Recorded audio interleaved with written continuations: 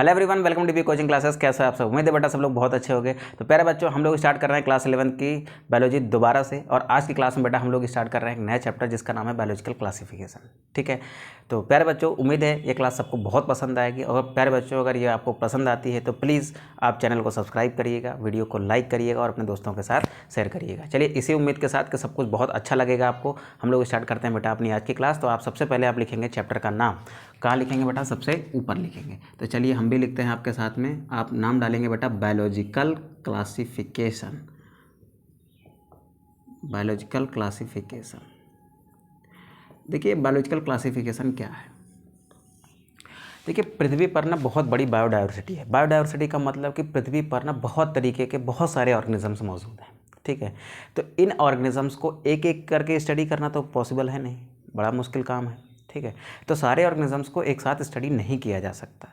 तो आप क्या करते हैं, आप उनको अलग अलग ग्रुप में क्लासीफाई कर लेते हैं। किस लिए? उनकी प्रॉपर स्टडी के लिए। इसी को हमने क्या कहा? बायोलॉजिकल क्लासिफिकेशन कह दिया। तो क्लासिफिकेशन क्यों जरूरी है? For the proper study of A organism. ठीक है, एक ऑर्गेनिजम्स की प्रॉपर स्टडी के लिए उनका बायोलॉजिकल क्लासिफिकेशन जरूरी है।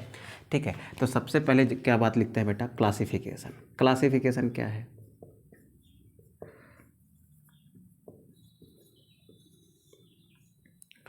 क्लासिफिकेशन क्या है बेटा? ऑर्गेनिजम्स को प्रॉपर स्टडी करने के लिए उन्हें कुछ स्पेशल ग्रुप्स में डिवाइड करना क्या है? क्लासिफिकेशन है। तो क्लासिफिकेशन क्या है बेटा? हमें क्लासिफिकेशन की जरूरत क्या है? For proper study of living organisms. Living organism की प्रॉपर स्टडी के लिए उनका क्लासिफिकेशन करना क्या है बेटा? बहुत ज़रूरी है। ठीक है, तो सबसे पहले क्लासिफिकेशन की शुरुआत भी किसी ने की होगी। तो देखिए सबसे पहले क्या था, बहुत पुराने टाइम पे जब इतनी साइंटिफिक सोच नहीं हुआ करती थी लोगों की, तो लोगों ने ऑर्गेनिजम्स को ना अपने यूज़ के आधार पर डिवाइड कर दिया। जैसे कुछ लोग थे, अब वो सब्जियां खाते थे, बहुत सारे फ्रूट्स खाते थे, बहुत सारे जानवरों को खाते थे। तो फ्रूट्स, सब्जियां, छोटे मोटे जानवर जैसे बकरी हो गई, भेड़ हो गई, इन सबको क्या किया बेटा? इन सबको उन्होंने एक ग्रुप में डाल दिया। किसमें? फूड वाले ग्रुप में। कुछ ऐसे ऑर्गेनिजम्स थे जिनको पाला जाता था अपने यूज़ के लिए, उसे दूध प्राप्त किया जाता था, जैसे हो गए गाय और भैंस। इनके से क्या प्राप्त किया जाता था? मिल्क प्राप्त किए जाते थे। तो इनकी एक अलग कैटेगरी बना दी। कुछ ऐसे ऑर्गेनिजम्स थे जिनका यूज़ जो है वो ट्रांसपोर्ट में किया जाता था, जैसे गधा था, जैसे घोड़ा था, जैसे बैलगाड़ी में बैल था। ठीक है, तो इन सब का इस्तेमाल हम लोग बेटा ट्रांसपोर्ट में करते थे, उसके लिए कर लिया। कुछ ऐसे पौधे थे, कुछ ऐसे प्लांट्स थे जिनसे फाइबर प्राप्त किए जाते थे, रेशे प्राप्त किए जाते थे, जैसे कॉटन हो गया, जूट हो गया। तो ऐसे करके ना बेटा यूज़ के आधार पर क्या बनाई गई? अलग अलग कैटेगरी बनाई गई। तो सबसे पहले क्या हुआ होगा? सबसे पहले नॉन साइंटिफिक क्लासिफिकेशन होगा। तो first of all non scientific classification. सबसे पहले क्या आया? Non scientific classification. Non scientific classification. सबसे पहले क्या आया बेटा? Non scientific classification. इनमें ऑर्गेनिजम्स को उनकी यूज़ के आधार पर क्या किया गया? क्लासिफाई किया गया। तो क्या लिखेंगे? In this classification, in this type of classification, in this type of classification, organism are classify on the basis of their use। अलग अलग बेटा ग्रुप्स बनाए गए, किसके आधार पर? यूज़ के आधार पर। फॉर एग्जाम्पल बेटा हम लोग लिखते हैं सबसे पहले फूड को। ठीक, सबसे पहले एक कैटेगरी बनाई गई किसकी? फूड की। फूड में हम लोग क्या इस्तेमाल करते हैं? बहुत सारे वेजिटेबल्स इस्तेमाल करते हैं। बहुत सारे पौधे और उनके उत्पादों का उपयोग हम वेजिटेबल्स के रूप में करते हैं। इसमें किसको रखा गया? पल्सेस यानी दालों को रखा गया। इसमें किसको रखा गया बेटा? इसमें रखा गया आपके फ्रूट्स को। ठीक, इसमें रखा गया किसको? फ्रूट्स को। और इसमें रखा गया बेटा किसको? क्रॉप्स को, जैसे धान, गेहूँ, ये सब की क्या है बेटा? फसलें हैं, इनको रखा गया। और किसको रखा गया बेटा? और इसमें रखा गया स्मॉल और एनिमल्स लाइक चिकन, गोट एट्सेट्रा। ठीक, इन सबको रखा गया बेटा। इन सब का इस्तेमाल किस में किया जाता था? फूड के रूप में किया जाता था। तो इनकी एक अलग कैटेगरी बना दी, किसकी बेटा? फूड की। ठीक है, फिर हम लोग चले बेटा आगे की ओर, फिर चले बेटा आगे की ओर, फिर एक कैटेगरी बनाएगी क्लॉथिंग की। क्लॉथ में बनाने के लिए क्या इस्तेमाल होते हैं बेटा? रेसे इस्तेमाल होते हैं। जैसे कॉटन का रेसा हुआ करता था, सिल्क के रेसे हुआ करते थे, ठीक है, जूट का रेसा हुआ करता था। तो इसमें किसको रखा गया बेटा? जैसे कॉटन, कॉटन हो गया, जैसे जूट हो गया, इन सबको क्लासीफाई किया गया किसमें? क्लॉथ्स में। आपने एक कहावत सुनी है ना, रोटी कपड़ा और मकान। तो ये हो गया रोटी, ये हो गया कपड़ा। अब बात किसकी है? मकान की। तो यानी कुछ ऐसे प्लांट्स, यानी कुछ ऐसे ऑर्गेनिजम्स भी थे जिनका इस्तेमाल हम लोग घर बनाने में करते थे। जैसे बड़े बड़े पेड़ हुआ करते थे, शीशम के, सागौन के, बहुत सारे ऐसे बड़े पेड़ हुआ करते थे जिनमें बहुत मजबूत लकड़ियाँ होती थी, जिनका इस्तेमाल घर बनाने में किया जाता था। ठीक है, फूड हो गया, क्लॉथिंग हो गया। अगला लिख लो बेटा शेल्टर। ठीक, शेल्टर मतलब हो गया आपके रहने की व्यवस्था। रहने की व्यवस्था के लिए many timber plants, timber plants जैसे हो गए आपके शीशम हो गया, साल हो गया,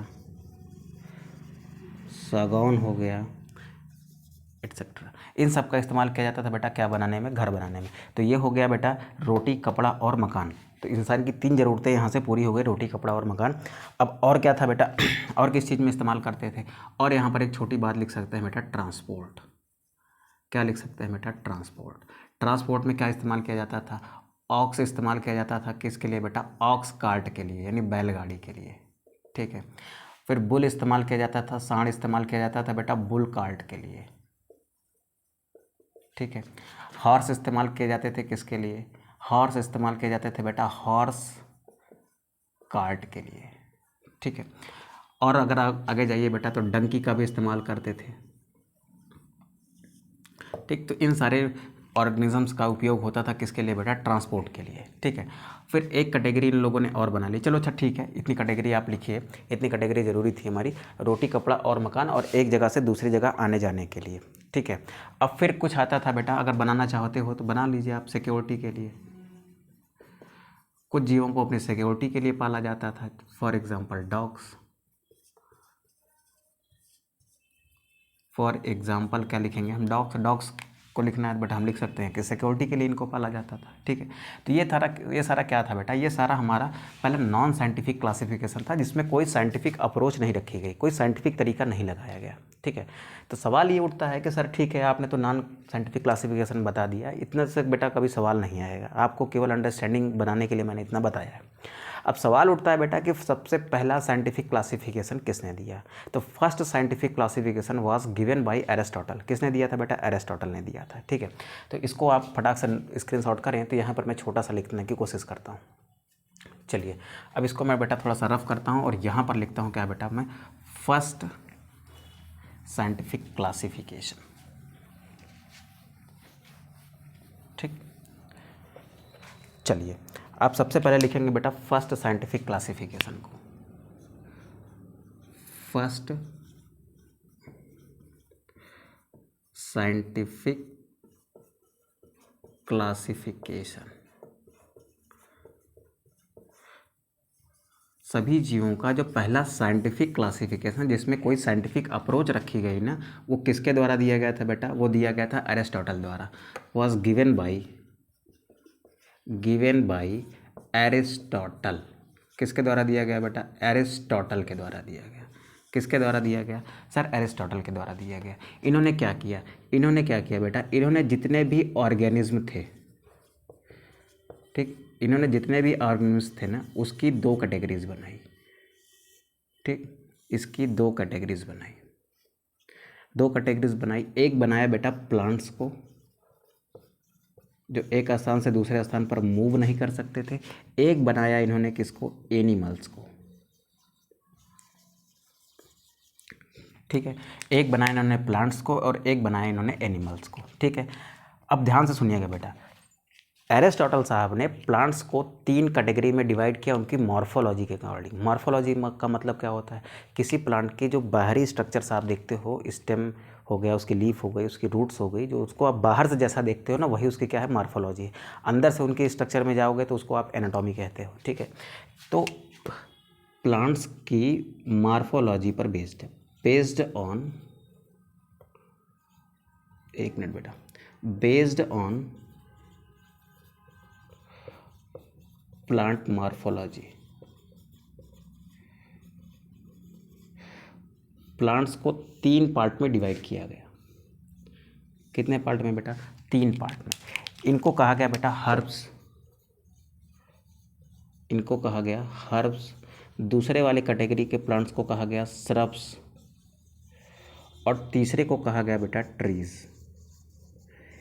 प्लांट्स की 3 कैटेगरी बनाई, किसके अकॉर्डिंग, उनकी मॉर्फोलॉजी यानी उनके बाहरी संरचना के अकॉर्डिंग उनकी 3 कैटेगरीज बनाई गई। एक बनाई गई बेटा हर्ब। हर्ब का मतलब होता है ऐसे प्लांट जो साइज में बहुत छोटे होते हैं, जिनका स्टेम ग्रीन होता है, वो हर्ब्स होते हैं। श्रब्स क्या होते हैं, श्रब्स में ऐसे प्लांट जो हर्ब से बड़े होते हैं लेकिन बड़े बड़े ट्रीज से यानी पेड़ों से क्या होते हैं, छोटे होते हैं, और उनका जो स्टेम होता है ना, इनिशियल टाइम पे यानी शुरुआती समय में वो कैसा होता है, ग्रीन होता है, बाद में वो ब्राउन हो जाता है, ठीक है। तो उनको क्या कहा गया बेटा, श्रब्स कहा गया। फिर आते हैं ट्रेल, जैसे आपका ये आम का पेड़ हो गया, महुए का पेड़ हो गया, ठीक है, शीशम का पेड़ हो गया, इन सबको आप पेड़ कहते हो क्योंकि इनका साइज़ क्या होता है, बहुत बड़ा होता है, और इनका स्टेम जो होता है ना, वो क्या होता है बेटा, ब्राउन होता है, ठीक है। तो ये बड़े पेड़ हैं, ये सबसे छोटे पेड़ हैं, और ये ऐसे पेड़ हैं जिनका साइज ट्री से छोटा होता है लेकिन हर्ब से क्या होते हैं, ये बड़े होते हैं, ठीक है। तो प्लांट मॉर्फोलॉजी के अकॉर्डिंग प्लांट्स को 3 कैटेगरी में डिवाइड किया किसने, अरिस्टोटल साहब ने, ठीक है। फिर आते हैं बेटा एनिमल्स पर। एनिमल्स की 2 कैटेगरी बनाई गई। कितनी कैटेगरी बनाई गई सर, 2 कैटेगरी बनाई गई, ठीक है। कौन कौन सी थी बेटा वो 2 कैटेगरी, एनिमल्स की जो 2 कैटेगरी थी वो कौन कौन सी थी। एनिमल की जो कैटेगरी बनाई गई ना 2 कैटेगरी, उसको भी किसी आधार पर बनाया गया होगा। जैसे प्लांट की 3 कैटेगरी बनाई प्लांट मॉर्फोलॉजी के अकॉर्डिंग, वैसे ही एनिमल्स की जो कैटेगरी बनाई गई होगी उसको भी किसी न किसी चीज़ को आधार मान के बनाई गई होगी ना। तो उसमें माना बेटा आरबीसी की प्रेजेंस और एब्सेंस को। कुछ ऐसे ऑर्गेनिजम्स होते हैं जिनमें आरबीसी एब्सेंट होती है, कुछ ऐसे ऑर्गेनिज्म होते हैं जिनमें आरबीसी प्रेजेंट होती है। जैसे आपके जो नॉन कॉर्डेट्स होते हैं, यानी जो छोटे जीव होते हैं, जो नॉन कॉर्डेट्स होते हैं, उनमें जो है आरबीसी नहीं पाई जाती, और हम लोगों में क्या होती है बेटा, आरबीसी होती है, ठीक है। तो इन्होंने किसके आधार पर बनाया बेटा, on the basis of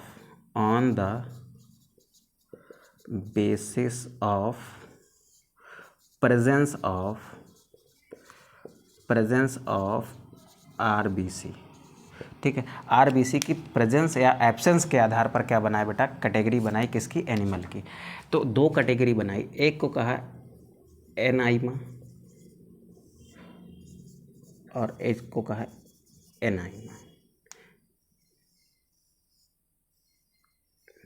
enema and enema, ठीक है। Enema and enema. एनेमा क्या थे, ऑर्गेनिज्म जिनमें आरबीसी क्या थी बेटा, जिनमें आरबीसी एब्सेंट थी, जिनमें आरबीसी एब्सेंट थी उनको एनेमा कह दिया, और जिनमें क्या थी बेटा, आरबीसी प्रेजेंट थी, जिनमें आरबीसी प्रेजेंट थी उनको क्या कह दिया बेटा, एनाइमा कह दिया, ठीक है। आरबीसी प्रेजेंट थी तो उनको एनाइमा कहा, एब्सेंट थी तो उनको क्या कहा बेटा, एनाइमा कहा, ठीक है। तो ये वाले कौन सा ग्रुप था, ये वाला ग्रुप वो था ऑर्गेनिजम्स का जिसमें आरबीसी एब्सेंट थी, ये वाला ग्रुप वो था जिसमें आरबीसी क्या थी, प्रेजेंट थी। आरबीसी कहाँ होती है बेटा, RBC are always present in blood, ठीक है, and gave red colour to blood, ठीक है। आरबीसी में हीमोग्लोबिन होता है जिसके कारण हमारा ब्लड लाल होता है, ठीक है। तो ये सारी बातें बेटा हमने सीख ली। तो फर्स्ट साइंटिफिक अप्रोच वाला क्लासिफिकेशन किसने दिया, एरिस्टोटल ने दिया। उन्होंने क्या किया, ऑर्गेनिजम्स को 2 पार्ट में डिवाइड किया, प्लांट्स एंड एनिमल्स में। प्लांट को उनकी मॉर्फोलॉजी के बेसिस पर 3 पार्ट में डिवाइड किया, हर्ब्स में, श्रब्स में और ट्रीज में। एनिमल्स को आरबीसी के प्रेजेंस के अकॉर्डिंग डिवाइड किया गया, एनाइमा में और एनीमा में, ठीक है। जिनमें आरबीसी एब्सेंट थी उनको एनाइमा कहा गया, जिनमें आरबीसी प्रेजेंट थी उनको एनीमा कहा गया, ठीक है। तो यहाँ तक बात बेटा क्लियर हुई हो तो आगे बढ़ते हैं। अब ध्यान से सुनेंगे, यहाँ से भी क्या हुआ, यहाँ से एक न्यू पड़ी किसकी, बायोलॉजिकल क्लासिफिकेशन की, ठीक है। आप फटाक से इसका स्क्रीनशॉट करिए। फिलहाल हम लोग चलते हैं बेटा 2 किंगडम सिस्टम ऑफ क्लासिफिकेशन में, जहाँ से एक प्रॉपर साइंटिफिक क्लासिफिकेशन स्टार्ट हुआ है, ठीक है। तो फटाक से इसका स्क्रीनशॉट करेंगे, देन हम लोग आगे बढ़ेंगे। चलिए बेटा चलिए इसको रफ करते हैं, फिर हम लोग आगे बढ़ते हैं two kingdom system of classification की ओर।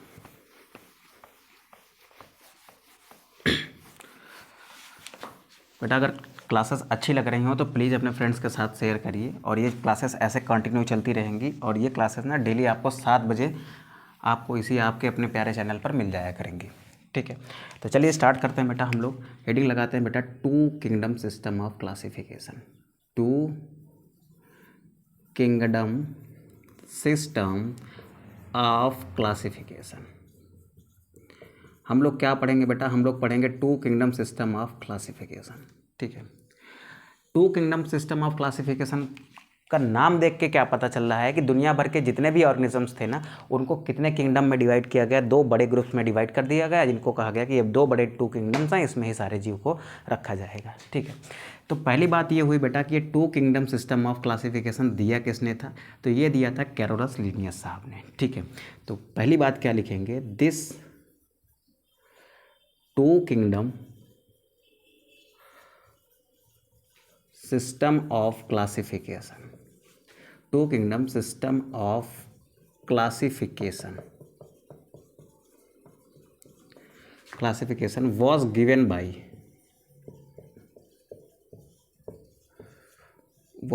by Carolus Linnaeus। ठीक है, एक्चुअल में क्या हुआ था? इन 1758 यानी 1758 में लीनियस साहब ने क्या किया बेटा? एक बुक लिखा, Carolus Linnaeus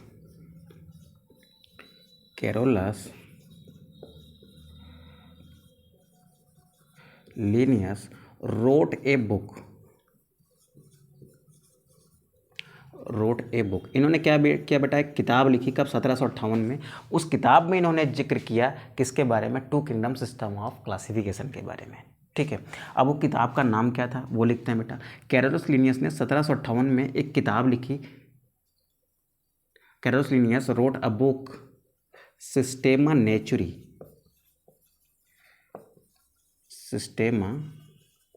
नेचुरी where he describe his two kingdom system of classification, two kingdom system of classification।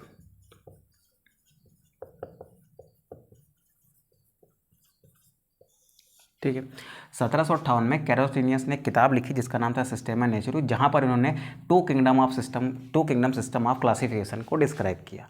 अब देखो उन्होंने क्या किया, what he done in two kingdom system of classification. उन्होंने क्या किया? दुनिया भर के जितने भी ऑर्गेनिजम्स थे ना, उनको दो ग्रुप्स में डिवाइड कर दिया। एक ग्रुप बनाया प्लांट्स का, एक ग्रुप बनाया किसका? एनिमल्स का। ठीक है, किसके आधार पर? अब बेटा सबसे पहले यहाँ पर क्लासिफिकेशन करने की कोशिश करते हैं। इन्होंने क्या लिया बेटा? लिविंग थे,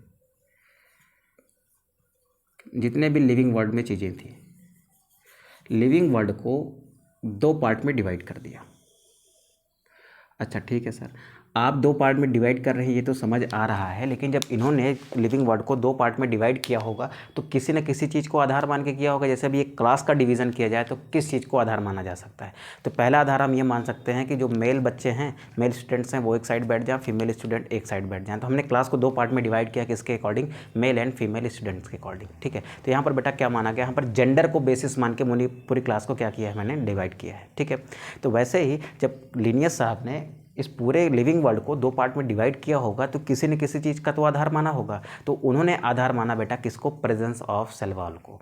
कुछ ऑर्गेनिजम्स ऐसे थे जिनके इंटरनल स्ट्रक्चर में या फिर जिनमें सेल वॉल दिखती थी उनको प्लांटी में रख दिया, और जिनमें सेल वॉल नहीं दिखती थी उनको एनिमेलिया में रख दिया। ठीक है, तो दो ग्रुप्स बनाए बेटा इन्होंने। कौन कौन से दो ग्रुप्स बनाए? सर इन्होंने दो ग्रुप बनाए। पहला ग्रुप था बेटा इनका प्लांट्स का।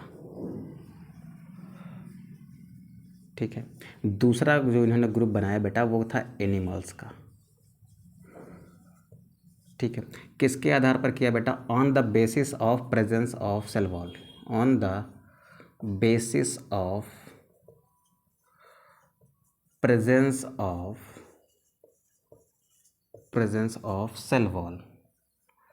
सेल वॉल की प्रेजेंस के अकॉर्डिंग इन्होंने क्या किया बेटा, इन्होंने लिविंग वर्ल्ड को दो पार्ट में डिवाइड किया, प्लांटी में और एनिमेलिया में। अब प्लांटी में किसको रखा, तो प्लांटी में इन्होंने सबसे पहले रखा बेटा किसको, ब्लू ग्रीन एल्गी को, ब्लू ग्रीन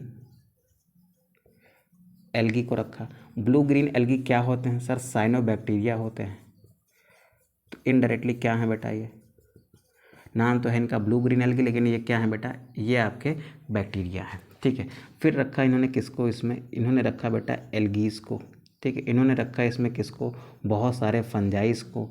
फिर इन्होंने में रखा इसमें किसको, क्राइजोफाइट्स को। इन्होंने किसको रखा, इन्होंने रखा बेटा इसमें डाइनोफ्लैजेलेट्स को, ठीक।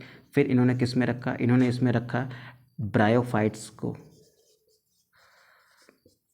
ठीक है। इन्होंने इसमें रखा बेटा टेरिडोफाइट्स को, टेरिडोफाइट्स को। इसमें रखा गया बेटा जिम्नोस्पर्म्स को। इसमें रखा गया क्या, किसको बेटा, एंजियोस्पर्म्स को। And even mycoplasma is also placed in group of Plantae. Even mycoplasma is also placed in Plantae, ठीक है। तो इतने सारे ऑर्गेनिजम्स को इन्होंने किस में रख दिया बेटा, प्लांटी में रख दिया। एनीमेलिया में किसको रखा बेटा, एनीमेलिया में इन्होंने रखा, एनीमेलिया में इन्होंने रखा किसको बेटा, पोरीफेरा को, सिलेंट्रेट्स को एंड अदर एनिमल्स को। इन सबको किस में रख दिया बेटा, इन सबको रख दिया इन्होंने एनीमेलिया में, ठीक है। तो चलो पहला बेटा एक अच्छा सा प्योरली साइंटिफिक अप्रोच पर बेस्ड कॉन्सेप्ट आया किसका, कैरोलस लिनियस का। कब आया, जब इन्होंने 1758 में अपनी एक बुक लिखी सिस्टेमा नेचुरी, जिसमें इन्होंने डिस्क्राइब किया क्या बेटा, 2 किंगडम सिस्टम ऑफ क्लासिफिकेशन। इस क्लासिफिकेशन सिस्टम के अकॉर्डिंग होल लिविंग वर्ल्ड को 2 पार्ट में डिवाइड किया गया, प्लांटी में और एनीमेलिया में। किसके बेसिस पर, on the basis of cell wall. जिनमें सेल वॉल थी उनको प्लांटी में रख दिया, जिनमें नहीं थी उनको एनीमेलिया में रख दिया। अब यहाँ पर देखेंगे बेटा, यहाँ पर ब्लू ग्रीन एल्गी भी हैं, आपके ये एल्गीज भी हैं, फंजाई हैं, chrysophytes, dinoflagellate, bryophyte, pteridophyte, gymnosperm, angiosperm, even mycoplasm भी कहाँ रखा गया बेटा, प्लांटी में रखा गया। तो ये क्या था बेटा, ये था हमारा two kingdom system of classification, जिसमें होल लिविंग वर्ल्ड को 2 बड़े किंगडम्स में डिवाइड किया गया। तो सर इसकी क्या कुछ डीमेरिट्स भी थी, क्या ये वाइडली एक्सेप्टेड था बेटा, कुछ टाइम तक तो एक्सेप्टेड था, बट चीज़ें जैसे जैसे ग्रो करती गई ना, वैसे वैसे इसमें क्या निकल आई, कुछ कमियां निकल आई, ठीक है। तो बेटा इसमें कमियां तो नहीं कह सकते हैं, लेकिन कुछ ऐसी कंडीशंस थी जो ये सेटिस्फाई नहीं कर पा रहा था, तो उनको हम लिखते हैं बेटा आगे। तो हम लोग छोटा सा हेडिंग लगाते हैं बेटा, demerits of 2 kingdom system of classification, यानी 2 किंगडम सिस्टम ऑफ क्लासिफिकेशन में क्या कमियां थी उनको हम लिखने वाले हैं बेटा। तो यहाँ पर हेडिंग लगाएंगे बेटा आप, डीमेरिट्स ऑफ, अलग कलर से कर लेते हैं बेटा इसको, demerits of 2 kingdom system of classification. 2 kingdom system of classification की हम लोग क्या देखने वाले हैं बेटा, कमियां देखने वाले हैं, डीमेरिट्स देखने वाले हैं। तो पहला डीमेरिट्स क्या देखेंगे बेटा, इसमें लिखेंगे हम लोग पहला डीमेरिट। पहला डीमेरिट क्या था, पहला डीमेरिट ये था कि इस पूरे लिविंग वर्ल्ड में 2 तरीके के ऑर्गेनिजम्स थे, एक यूनिसेलुलर थे और एक मल्टीसेलुलर थे। यूनिसेलुलर का मतलब एक कोष की, मल्टीसेलुलर का मतलब बहुकोष की। तो इन्होंने क्या किया, यूनिसेलुलर और मल्टीसेलुलर को एक साथ एक ही ग्रुप में रख दिया। फॉर एग्जाम्पल आप ब्लू ग्रीन एल्गी को देखिए, ये क्या है, यूनिसेलुलर होते हैं। एल्गीज भी क्या होते हैं, यूनिसेलुलर ही माने जाते हैं, ठीक है। और आपके ये डाइनोफ्लैजेलेट्स और आपके क्या है बेटा, डाइनोफ्लैजेलेट्स और आपके ये क्राइजोफाइट्स, ये सब भी क्या है, यूनिसेलुलर ऑर्गेनिजम्स हैं। एल्गी में क्या होता है बेटा, ये कॉलोनीज में रहते हैं, ठीक है। तो ध्यान से सुनेंगे बेटा, यूनिसेलुलर ऑर्गेनिजम्स जैसे क्राइजोफाइट, डाइनोफ्लैजेलेट, ब्लू ग्रीन एल्गी को किसके साथ रखा गया, मल्टीसेलुलर ऑर्गेनिजम्स जैसे टेरिडोफाइट, जिम्नोस्पर्म, एंजियोस्पर्म, ये सब क्या होते हैं बेटा, मल्टीसेलुलर ऑर्गेनिजम्स होते हैं, ठीक है। तो हम यहाँ पर साफ साफ लिखेंगे कि unicellular organisms are placed with multicellular organisms, ये इनका पहला डिमेरिट था। तो क्या लिखेंगे बेटा, unicellular organisms are placed with multicellular organisms are placed with multicellular organisms.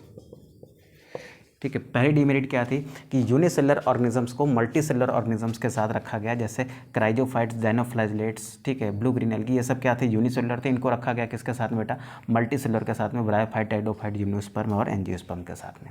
फिर बेटा चलते हैं हम इसके कहाँ पर, इसकी चलते हैं दूसरी डिमेरिट पर।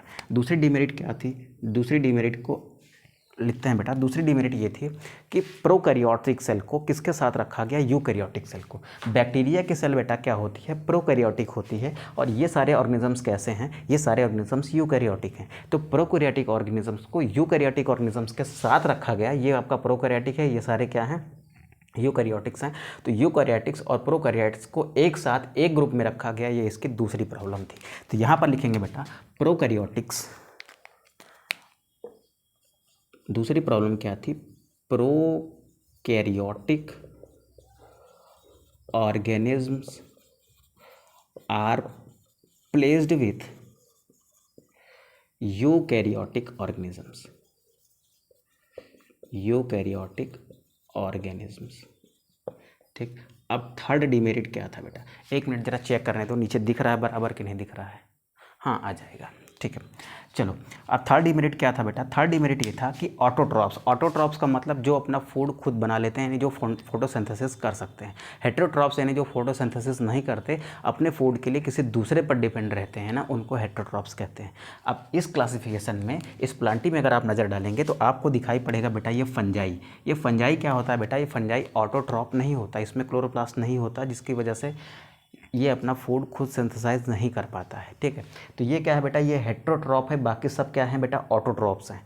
तो autotrophs are placed with heterotrophs, या फिर ऐसे कह सकते हो heterotrophs are placed with autotrophs. ठीक है, तो दिक्कत क्या थी बेटा, दिक्कत ये थी कि इसमें हेटेरोट्रॉप यानी विषमपोषी जीव को किसके साथ रखा गया, स्वपोषी जीवों के साथ रखा गया। तो क्या लिखोगे बेटा, हेटेरोट्रॉप्स। तीसरी प्रॉब्लम ये थी कि हेटेरोट्रॉप्स आर प्लेस्ड विथ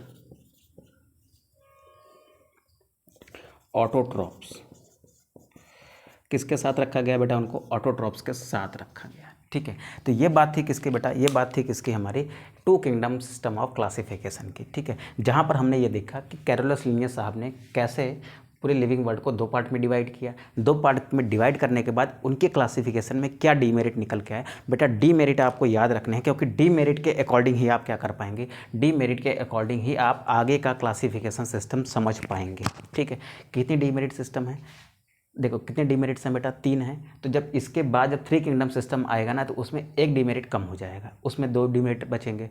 फिर क्या आएगा, 4 किंगडम सिस्टम आएगा, जिसमें ये वाला भी डिमेरिट क्या होगा, खत्म हो जाएगा, तो एक डिमेरिट बचेगा। फिर लास्ट में आएगा 5 किंगडम सिस्टम, जिसमें ये वाला डिमेरिट भी क्या होगा, खत्म हो जाएगा। तो आपको तीनों डिमेरिट याद रखने हैं। पहला डिमेरिट क्या था कि यूनिसेलुलर ऑर्गेनिजम्स को, जैसे blue green algae, chrysophytes and डायनोफ्लाइजिलेट्स को किसके साथ रखा गया बेटा, मल्टी सेलुलर ऑर्गेनिजम्स के साथ में, जैसे आपके ब्रायोफाइट, टेरिडोफाइट्स वगैरह। फिर आपके प्रोकैरियोटिक ऑर्गेनिज्म, जैसे ब्लू ग्रीन एल्गी जो साइनोबैक्टीरिया इसको कहते हैं, ये क्या है बेटा, बैक्टीरियल सेल है, यानी कि ये क्या है आपका, ये आपका प्रोकैरियोट है। प्रोकैरियोट को यूकैरियोट के साथ रखा गया। ठीक है, दूसरी समस्या। और फिर तीसरी समस्या ये थी कि हेटेरोट्रॉप्स यानी जो अपना भोजन खुद नहीं बना पाता, यानी फंजाई, उसको किसके साथ रखा गया बेटा, उसको रखा गया ऑटोट्रॉप्स, जैसे ये सब है। इन सब में क्लोरोफिल होता है, ये फोटोसिंथेसिस के थ्रू अपना फूड जो है सिंथेसाइज कर लेते हैं। ठीक है बेटा, तो आज की इस छोटी सी क्लास में हम लोग इतना ही रखते हैं। अब नेक्स्ट डे बेटा हम लोग सीखेंगे टोटल कितने किंगडम सिस्टम, 2 तो हमने सीख लिया, फिर पढ़ेंगे 3 kingdom system, 4 kingdom system, 5 kingdom system and उसके बाद 6 किंगडम सिस्टम भी था, लेकिन उस पर हम नहीं जाएंगे क्योंकि हमारे सिलेबस में वो है नहीं। फिर हम लोग आगे की चीज़ें को सीखने की कोशिश करेंगे कि हर किंगडम की क्या क्या प्रॉपर्टीज़ होती हैं। ठीक है, तो अगली क्लास में हम लोग बेटा 5 किंगडम सिस्टम तक पढ़ने वाले हैं। तो प्लीज़ बेटा अगर आपको ये वीडियो पसंद आया हो तो अपने दोस्तों के साथ शेयर करिएगा, और चैनल को सब्सक्राइब नहीं किया है तो प्लीज़ सब्सक्राइब करिएगा, हमारा सपोर्ट करिएगा। ठीक है, तो मिलते हैं बेटा नेक्स्ट क्लास में कुछ अच्छे टॉपिक्स के साथ। तब तक के लिए आप अच्छे से पढ़ाई करिए और अपना ध्यान रखिए। ठीक है, जय हिंद।